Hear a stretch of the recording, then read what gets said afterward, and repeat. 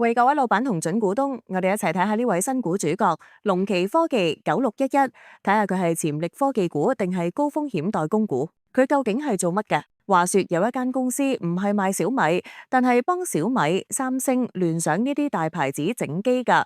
冇錯，佢就係電子產品背後嘅隱形廚師 ODM 代工廠。武林地位，全球手機 ODM 一哥，市佔32.6%，消費電子 ODM 二哥，市佔22.4%。點樣賺錢？幫客戶設計、製造手機、AI PC、智能手錶，甚至而家好 hit 嘅車載電子。戰略口號1+2+X，一部手機打底2大增長引擎 AI、PC 同埋汽車電子，再加無限可能 X， 目標係2030年非手機收入佔60%。咁簡單嚟講，佢係個科技界嘅富士康，但仲想升級做 AI 硬件軍火商，增長潛力有冇得升？有，但係要睇佢變身成唔成功。而家嘅生意靠手機代工食糊，但行業競爭大，利潤薄過紙，淨利率得1到2%。未來嘅故事，AI PC，各大廠狂推 AI 電腦，龍奇已經磨緊刀，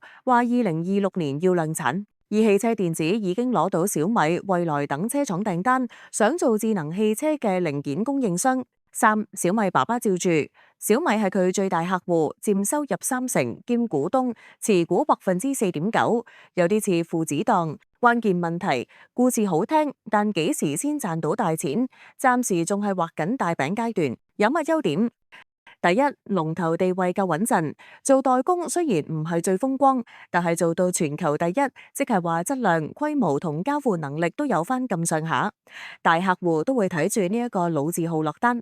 第二，有猛人撐腰，今次 IPO 竟然引到晶片巨頭高通 Qualcomm 同圖像傳感器大佬豪威集團 OmniVision 真金白銀做基石投資。呢啲唔係普通財務投資者，而係產業鏈上嘅大佬。佢哋肯俾錢，就好似食神蔡瀾話你間餐廳有潛力一樣，係好強嘅信心加持。第三個價夠抵，呢個係最吸睛嘅一點。佢 A 股603341，而家大概值57蚊港紙，但 H 股招股價上限只係31蚊，足足平咗46%。即係話同一間公司喺香港買，好似打咗個大折扣。對於中意尋寶嘅投資者嚟講，好有吸引力，但係都有伏圍。第一，客源太過集中，雖然近年有意分散，但係最大客戶小米仍然佔咗近30%生意。萬一米巴自己感冒或者轉第二間廚房，龍奇盤數就會好傷風。呢個就係成也小米，驚也小米。第二，賺嘅都係辛苦錢，代工行業利潤薄過塊鏡。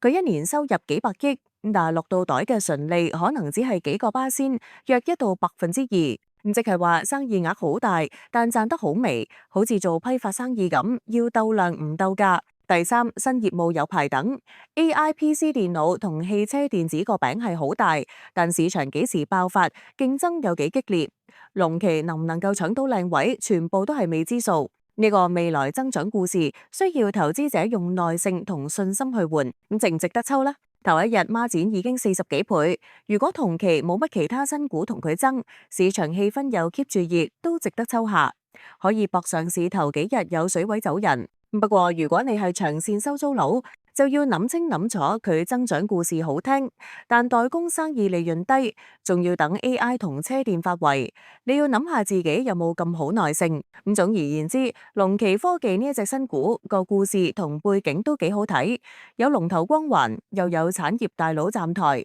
折讓價更係一大賣點。但係佢嘅本業賺錢艱難，未來增長仲要等運到。如果想收到更多新股、潛力股同埋潛力幣資訊，就記住要 subscribe 我哋嘅頻道同埋 like 我哋條片啦。